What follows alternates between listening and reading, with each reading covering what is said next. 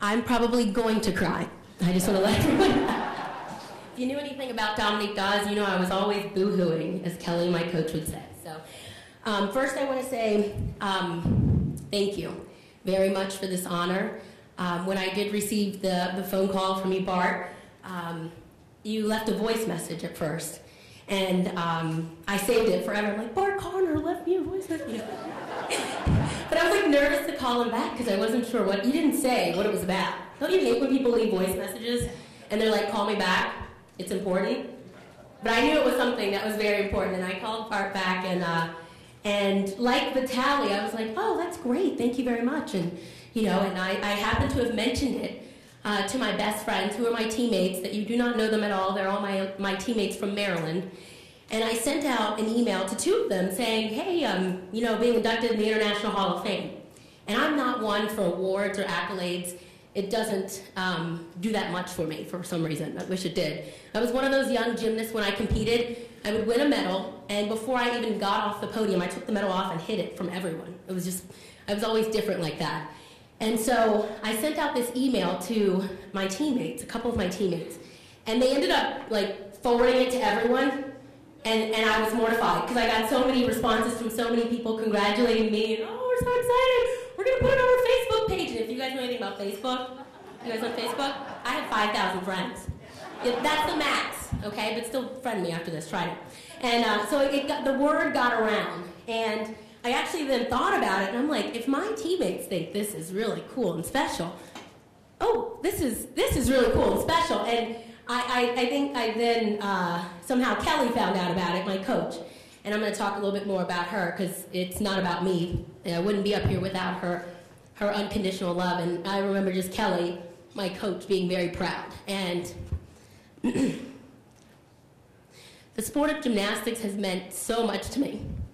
And I think Elvira hit it right on the head earlier when you said it, once you get in the sport of gymnastics, it's in your blood. And I first have to give thanks to the Lord up above, because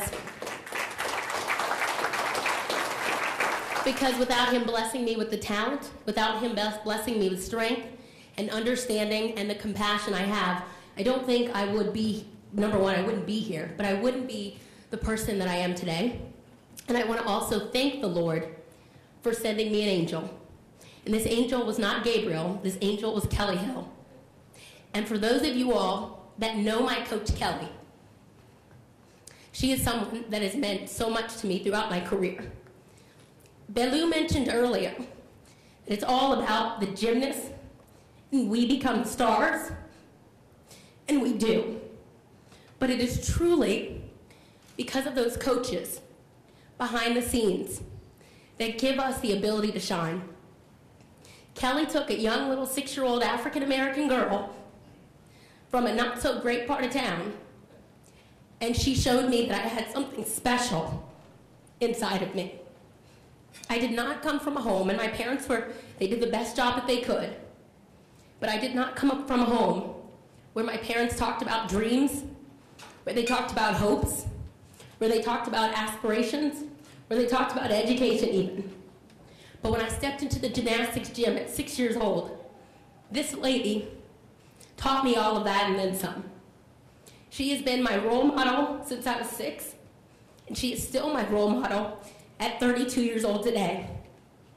And so whenever I accept awards, either in the athletic arena or for the work that I do today, I know who I need to give thanks to. It is to the Lord, and it is also to my role model, Kelly Hill. I remember the moments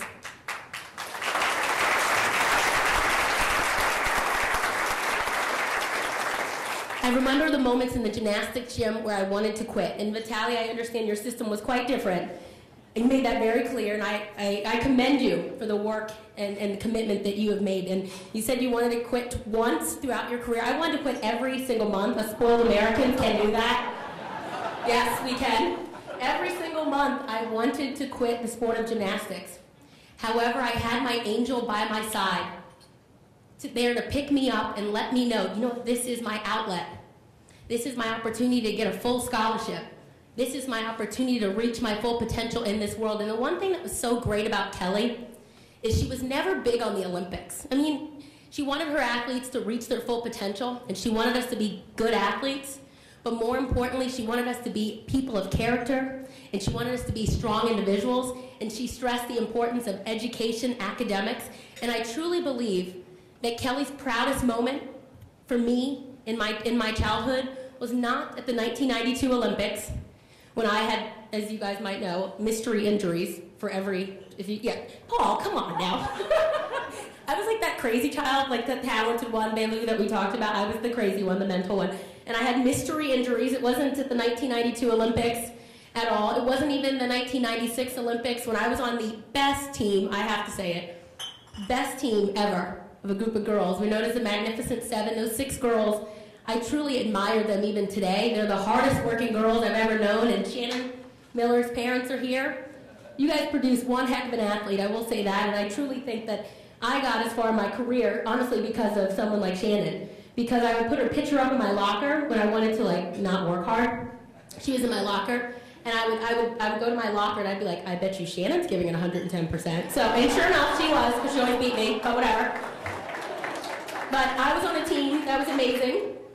And I will say the 1996 Olympic winning team, yes, Kelly was proud, even when I earned a bronze medal on the floor exercise. And thank you so much, Bart, for bringing up my fall. I was so excited about the video. I was like, oh, I need a video of myself. That would be great to see. And then it's like, Dominique blows it at the 1996 Olympic Games. It's okay. Yeah, I mean, I'm surprised you didn't put, like, I blew it at the 93 Worlds, I fell in vault. 94 Worlds, I fell in vault. I mean, it was like, I was the choking gymnast. Yeah.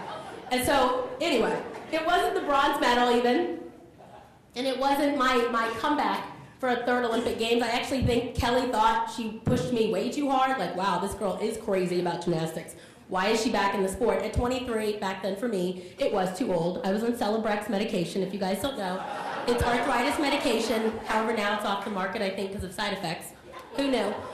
But honestly, I think the proudest moment for Kelly, for my career, had to be the moment in 1994 when I signed a full scholarship to Stanford University. I remember her being ecstatic. I remember her being so pleased, and I'm like, wait, this is my education? You're more excited about that than my first Olympic Games? And it was just because she knew that it was all about your education. It's all about what you got going on up here. Because she always has told me, since I was a young gymnast, and she still tells me this today. I was just at the beach with her and her husband, Rick. And of course, I want to bust out some flips every now and then. Yeah, at 32. I'm still good for myself. That Kelly always said, Dom, you can't flip forever. And I think I've been trying to prove her wrong throughout my whole career. However, at 32 years old, I will flip in the comfort of my own home with my boyfriend.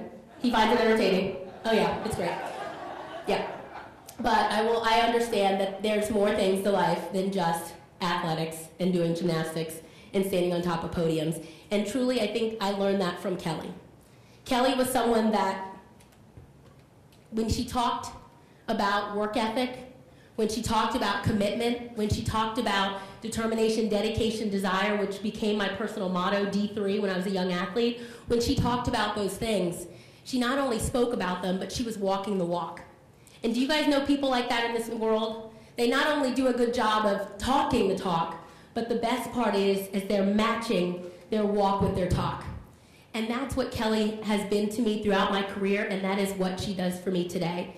And so I stand here before you all today accepting this award on her behalf, because I would not be the athlete that I have been throughout my career. I would not have